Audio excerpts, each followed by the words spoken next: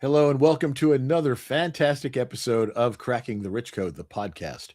I'm your host, John Verico, and I've got with me again another fantastic, intriguing guest from the Cracking the Rich Code community. I have to tell you, I love doing this show because I get to meet so many fantastic people.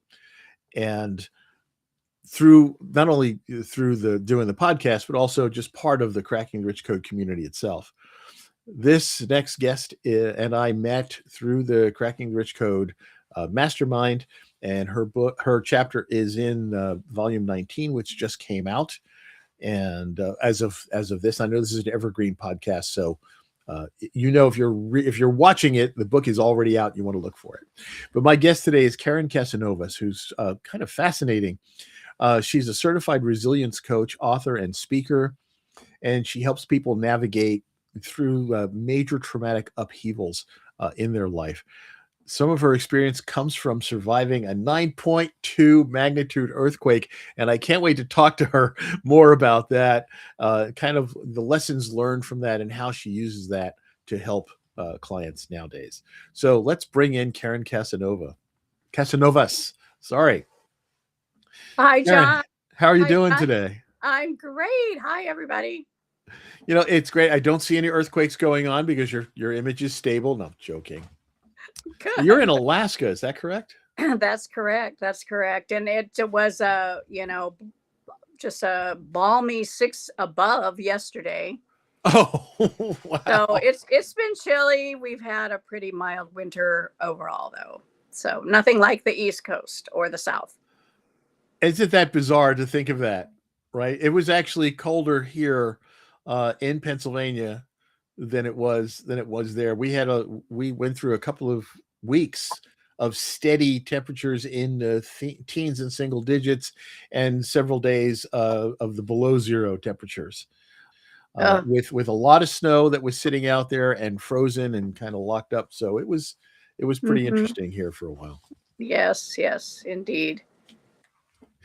Well, we didn't come together to talk about the weather. We came to talk about you and your expertise and what you do and what you wrote about in the Cracking the Rich Code book, volume 19. And your chapter is Facing the Storm, Building Resilience Through Motivation, Agility, and Perseverance. So we're going to get into that a little bit, but I have to go back to this just because it's so intriguing. You survived a 9.2 magnitude earthquake. What was that even like? I was 8 years old and had just come back from a birthday party and just returned home. And my brother was watching TV. And so I sat down there for a few minutes. We heard our mom in the kitchen. She was cooking. I remember this mashed potatoes is what she was fixing. And all of a sudden, everything started shaking. And I didn't know. My brother didn't know. He was only 4. What was happening? My mother immediately knew. She was calm. She just grabbed us and we got underneath the dining room table. She pulls down the tablecloth and she was very calm, very Wow. calm. And we lasted through that, 4 minutes and 38 seconds. And, she wasn't screaming. She was just protecting us and kept us very safe. Wow. Did you have a lot of damage in your particular home Oh, or? yes. I mean, things had flown out of the cabinets and there was food everywhere. And fortunately, no glass breaking. We did have exterior. We had a huge crack in our driveway that I remember extended from the street to our house. Oof. And that was pretty significant. And then that evening, because we had continued to have aftershocks, we were evacuated by the fire department. And they brought us blankets, but then we had to leave. There was an expected tsunami because it was such a significant magnitude that they were afraid, and eventually in some parts of Alaska, actually, that did happen. Wow. You know, being an East Coast guy, I'd never really experienced, much of earthquakes. And there was a tiny one that happened in New Jersey when I was a kid, and none of us knew what it was at the time. It was just, this crazy rumble, scary thing, and it turned out to be several miles away, and a sinkhole had opened up in a local park. That was then. And then many, many years later, living in Washington, D.C., I'm in my office, and my secretary, who she had just returned to work after having suffered a stroke. Mm. And so she's standing there talking to me, and we're actually talking about how she was doing. And all of a sudden, she goes, woo, and grabs the chair, and the whole, there's this whole big woof going on. And Mhm. she thought she was having another stroke. Oh my. And I assured her that it wasn't her unless it was contagious, because Mhm. the whole building had just wobbled. We were on the 10th floor of that building, and that was the earthquake of 2011. Fortunately, not a lot of physical damage in Washington, D.C. There were some structures that got damaged, but it was a minor earthquake in this big scheme of things. And we Sure. wound up with the damage we had was we did have a pool in that house. We didn't put it in. We didn't make that expense. It just happened to be there when we bought the house. But the pool cracked, Yeah. and so that was interesting time. But that was my only experience with earthquakes. And then to hear something, I think that was like a magnitude 4 or 5 or something. To think of a 9 is Mhm. just traumatic. It it is, and similar to what you described, it is a little bit of that rolling. I mean, I remember the noise was so loud; it was like a out of balance washer, and so you hear Oh, this thumping and just this noise of things breaking, and I mean, you couldn't really. I mean, I didn't know at 8 years old what exactly was happening and structurally what was happening around us, but you could hear things. And I remember years later when my grandmother had been with us during another earthquake. She goes, it sounded like a truck hit the building. I mean, it's very noisy and you hear the ground and everything sort of churning oof. underneath you. It is a very, very interesting sensation. My brother to this day gets a little bit unnerved because he was so young. He couldn't Sure. really put his mind around what was happening. Even just a few years older, at least I could somewhat make sense of it. And just the fact my mother was so calm, and then my dad comes rushing through the That's door, helpful. and we were all, whew, we were all together, and that was great. Yeah. You know, these kinds of things, though, they do leave uh, sometimes traumatic scars in us, Hmm. and so we become so sensitive to these things that could completely disrupt our lives. And those, you never know what that's going to be. It could be, a traumatic diagnosis Hmm. of an illness. It could be, just all kinds of things. You can lose a job. There are all kinds of crazy things that can happen to us in our life, and depending on our experiences and how we deal with things when they go awry or when something traumatic really happens. And this is where your expertise comes in, and that you have worked on to help people to overcome these traumatic changes that could happen in their life. So let's talk a little bit about that. Let's get on the real track of conversation here, and not just about earthquakes, but kind of, what happens to people when they experience some sort of traumatic change, and how they can be helped to not have these scars that impact them for the rest of their life. Hmm. And so much of it certainly is mindset. And that is what really served me very well during that particular earthquake and that traumatic situation was the fact that, I call it, this seismic shift did happen. Instead of me being frightened and fearful and going forward with any kind of childhood trauma where it was such an impactful situation and I never really got through it because of the support system around me, my family, because of the positivity, and because of the outreach as a family and community that we did. Those were key factors in helping me as I go through life and went through, my younger years of handling challenges and any obstacle that may come my way. It is, first of all, getting yourself into that positive mindset.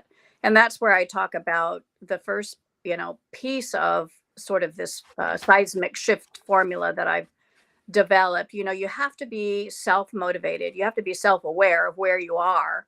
But, the motivation to move forward and not be stuck in that medical diagnosis, in that job loss, in that relationship that has now been severed.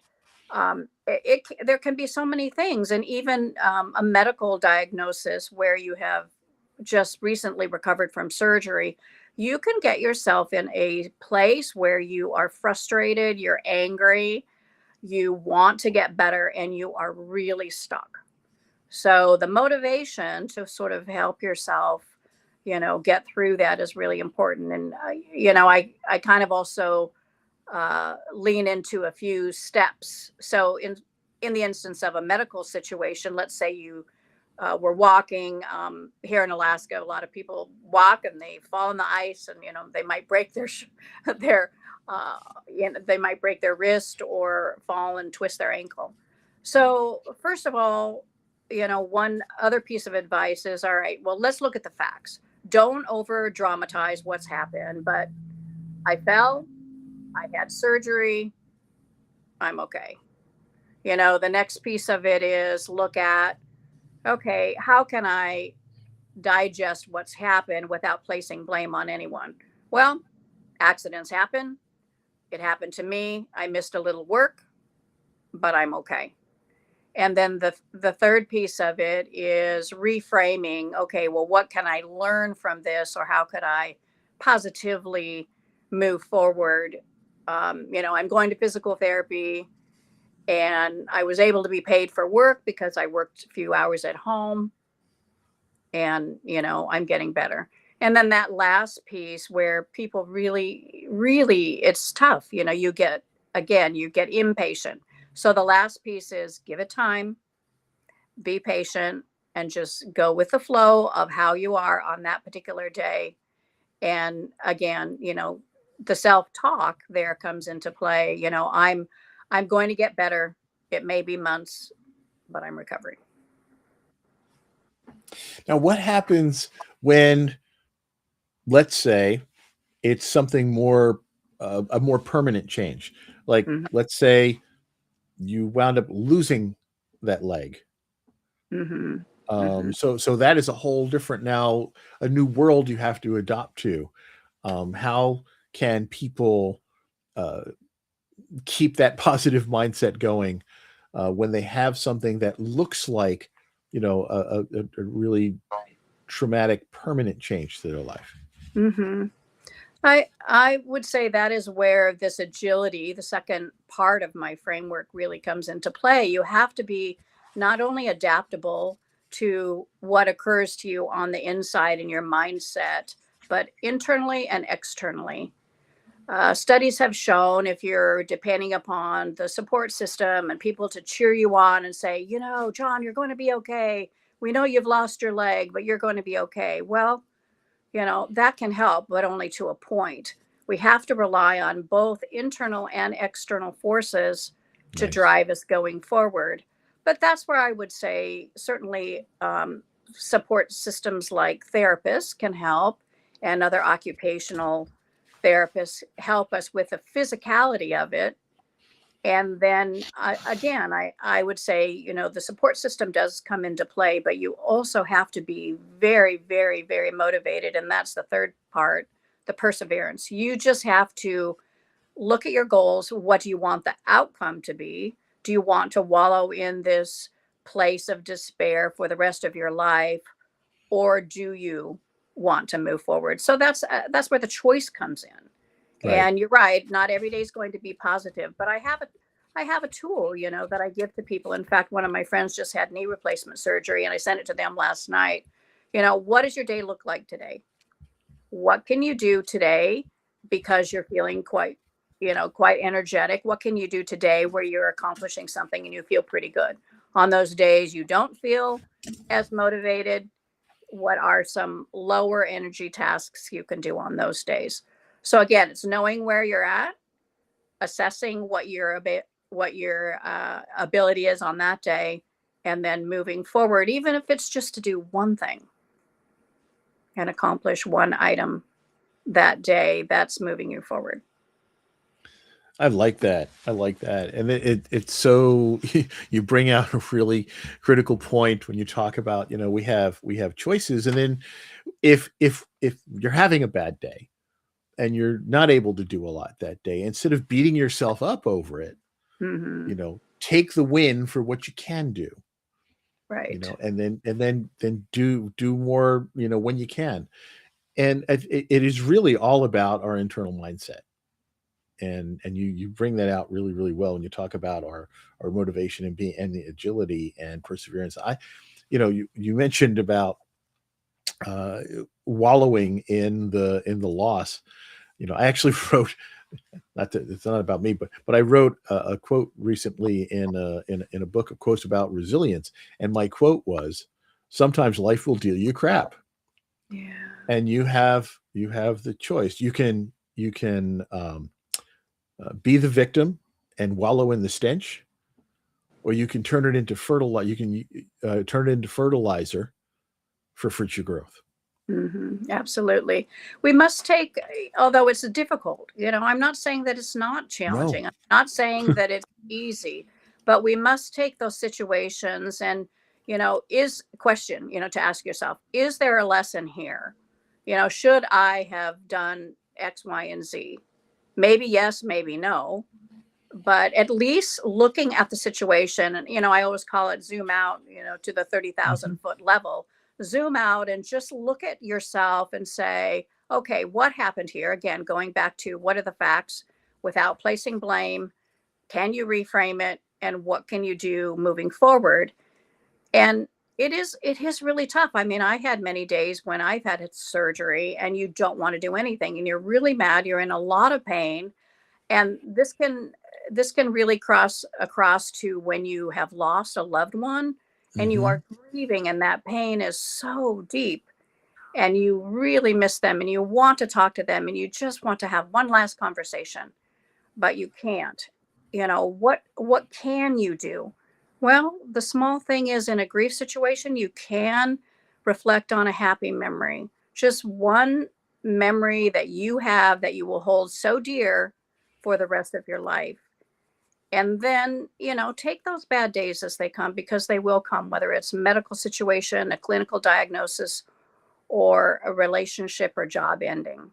That grief of any of those events can be so profound in our lives. And sometimes it does change us. It changes us maybe to be more empathetic. It can change us to be more understanding of the plight that caregivers have.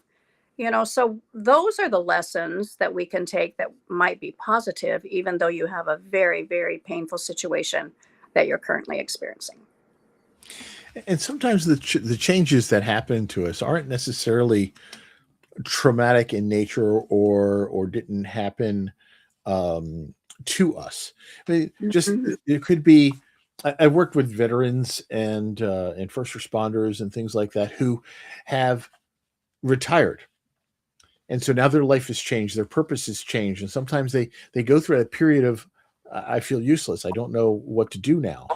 And so how do we, how we evolve to whatever that new norm is going to be is so critical for Mm. how we do going forward.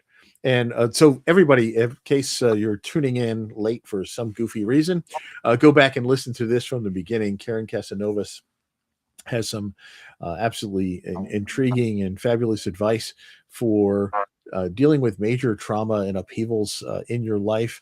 And she wrote about that in Cracking the Rich Code, Volume 19, which has come out recently as of this recording. And her chapter is Facing the Storm, Building Resilience Through Motivation, Agility, and Perseverance. So we're going to talk a little bit more about that now. Karen, why don't you describe a little bit for us what you wrote about?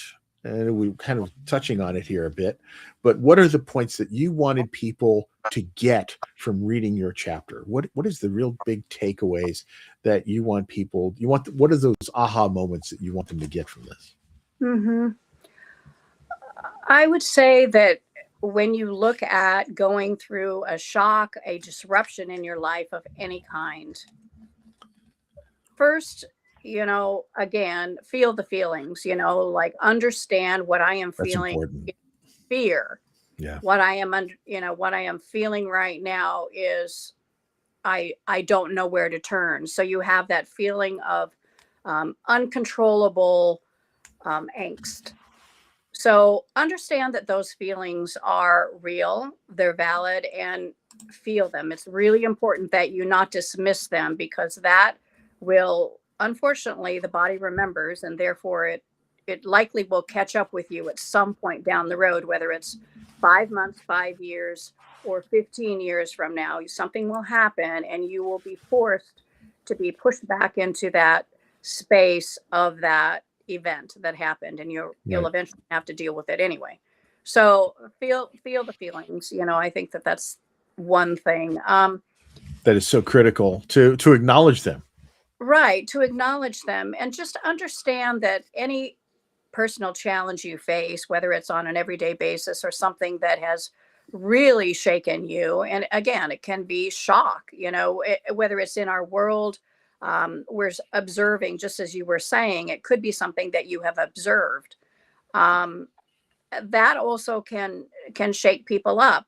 I unfortunately had a personal situation where I was sitting in a car at an intersection, and a truck ran the red light just as the motorcyclist was turning. Ooh.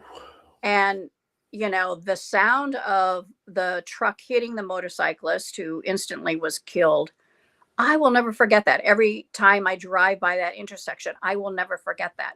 That shock of what I witnessed is something that will impact me, for many reasons, right? I think of being safe. I think of not running red lights. I think of being, extremely conscious of other drivers who may be entering traffic lanes when I'm driving. So, again, feel the feelings, understand what you observed, what had happened, and then you need to engage yourself, your body, your brain, and say, okay, now what can I do? So maybe it's something, some physical activity. Maybe you journal. Maybe you talk to someone about it. Maybe you share the story with family members.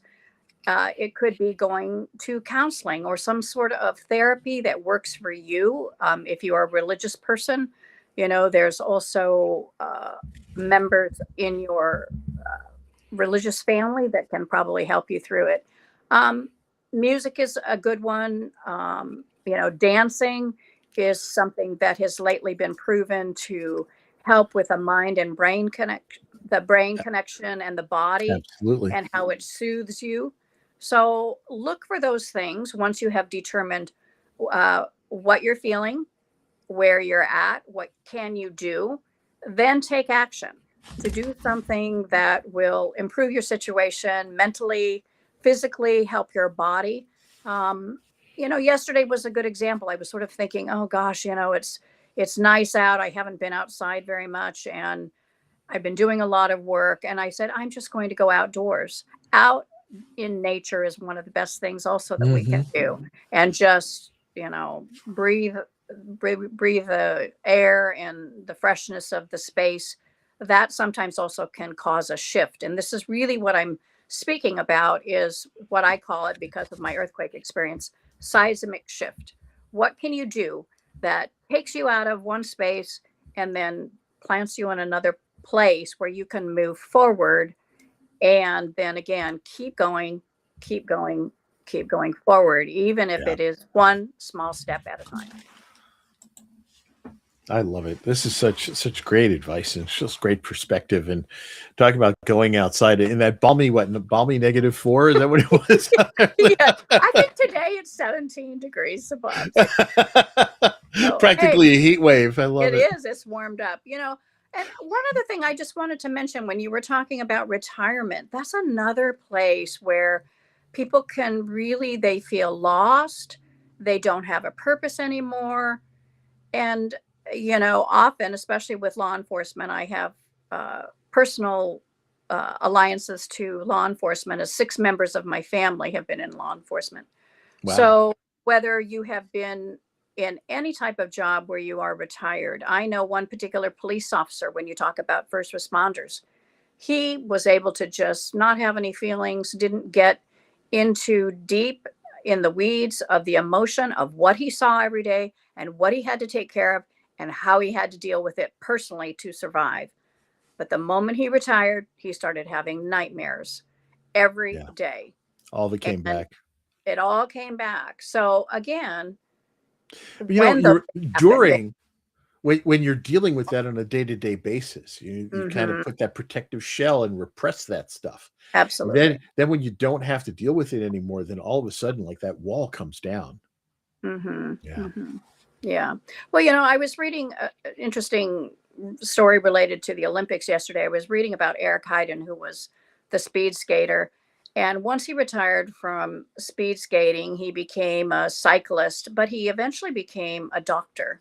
And he deals with sports injuries.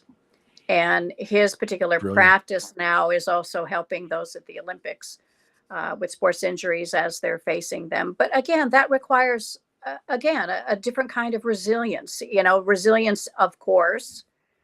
But these are premier athletes at the top of their game, more than we could ever know that dedication and what it does to your life and how it really takes over your life. And you do absolutely nothing but train and focus.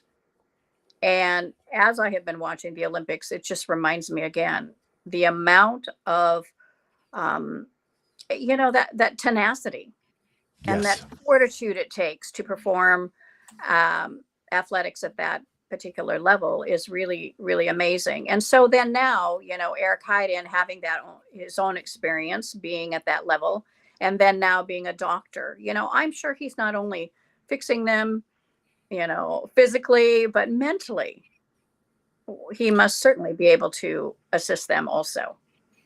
Well, that's just it. I mean, he's experienced it. He knows what it's like, and he knows when that is the core of your life. Is that is what you're doing, is that physicality of every single day, and then all of a sudden you find yourself unable to do something at the level that you were used to doing it no matter what reason. That's that. Ooh, man, it's a reminder, Hmm. that maybe that's not everything in the world. Hmm. Right. But not to beat yourself up if you have to change gears. Sometimes it's temporary. Sometimes it's an easy to overcome type of injury. Sometimes it's something significantly more significant. I mean, Right. I've known Right. Well, people who were professional baseball players, and they got injured, and then they next thing you know, they're mhm. having an office job, Right. and Right. it Or it or it, then it they can be then they traumatic. happen. Yeah. Or they have an addiction, right? Because they are substituting that high, Yeah, that that's dopamine true. for something else that gives them that same feeling without dealing with the pain that they have suffered or that change. I look at it like, an origin story. For instance, uh, when a person gets married, you have this story of things are going to be great. Well, for some couples, that story doesn't end up to be the same origin story. Right. So it can be a divorce, and you now have to write a new story. I look at it like a permanent disability, such as an amputation, as you mentioned earlier. Same way. This wasn't the story. This wasn't the life that I thought I was going to have, but this is my life now. So, how can I write a new story A new that chapter, still yes. will be kneeling for me, but it's going to be different? Eh, The important thing I think to remember in all of this is that no matter what, you still matter. Yeah. Yeah. You can still make a difference in the world in whatever way that you can. Your life is still important, and Mhm. whatever limitations or whatever changes have happened have opened a new door to start a new chapter. And Mhm. speaking of chapters, I'll remind people to read your chapter in Cracking the Rich Code, Volume 19, which is Facing the Storm, Building Resilience Through Motivation, Agility, and Perseverance. I can't believe that we're out of time already, Karen. These things go so fast. Um, we could have talked, for hours on these topics, and I know that you're out there helping people through these traumatic changes in their life, and we're so grateful for the fact that you're out there doing that. Thank you. Yeah. Yeah. And, So, I go ahead. think just in conclusion, it's just really finding tools and strategies that work for you in your situation, whether it be writing, speaking to others about your situation, whether it be doing something physical. You need to find the right tools that work for you on the days where you have a lot of energy and things are going great. You need to find some sort of other tools and strategies on the days where things are not well. You might consider them failing. Again, remember, most of these situations are temporary. And then what can push you? What can pull you? What can propel you into a different place so you don't stay stuck and in that mindset and in that physical, often really kind of desperate situation? What can help you? Again, that motivation you need, the agility to adapt, and the perseverance of keeping going. I love it. Thank you so much, Karen. We had this fantastic conversation with Karen Casanovas. If you want to learn more about Karen, go to KarenCasanovas.com and read her chapter in Cracking the Rich Code, Volume 19. We've mentioned it a few times now, but also reach out and connect with Karen. She's very responsive if you connect with her on LinkedIn. So look for Karen Casanovas on LinkedIn and watch this episode a couple of times because you're going to find all these great golden nuggets within the conversation. Karen, thank you again for joining us today. It's been a wonderful conversation. Look forward to chatting with you again in the future as we continue to stay connected. But in the meantime, everyone, thanks for listening, and check out the next episode of Cracking the Rich Code with whoever our guest will be next. Take care Thank and have a great day. Thank you, you. Karen.